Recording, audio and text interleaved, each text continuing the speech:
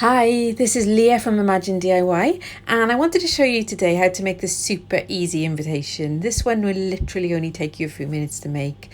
I've used a pre-made Diorbo that are available on our website, but you could also just make them yourself. They're really easy, and there's a tutorial available on our YouTube channel. I've also used a laser cut invitation. These are available as blanks on our website, Imagine DIY, and they're available in a few different colours too.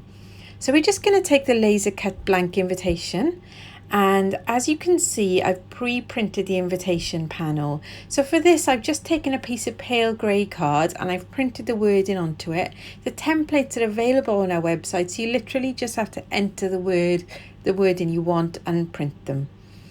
So I'm just slotting that inside the invitation, and then taking the Diorbo. If you can see, it's just a little bit wonky, so I'm just going to adjust it quickly, just so it's a little bit more central, and then just pressing the centre of the bow onto the centre of the invitation and wrapping it round to the back.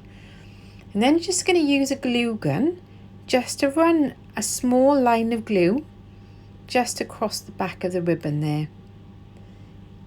And then I'm just going to stick one end of the glue onto the other, one end of the ribbon onto the other, there, and just press it into place. So we now just want to turn it back around, and then we're going to take our embellishment. So I'm on the original one, you can see I've used a small pearl embellishment. That's quite a cheap embellishment, but if you wanted to make it a little bit more lavish, you can use a more extravagant embellishment. But the principles are exactly the same. All you're doing is just running some glue across the back centre of your embellishment. So I'm just doing it at the two ends first and then running it across the centre. And I'm going to press it into place.